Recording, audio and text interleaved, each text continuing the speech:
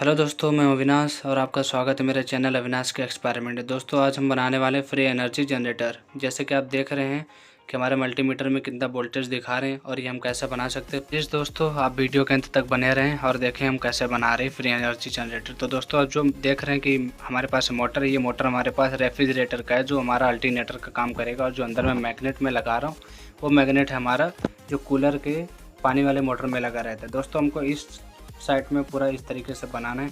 तो प्लीज़ आप पूरा वीडियो देखें। प्लीज़ दोस्तों, आपको अगर वीडियो पसंद आए तो वीडियो को लाइक करें। अगर आप मेरे चैनल पर नए हैं तो मेरे चैनल को ज़रूर सब्सक्राइब करें हमेशा ऐसे वीडियो देखने के लिए।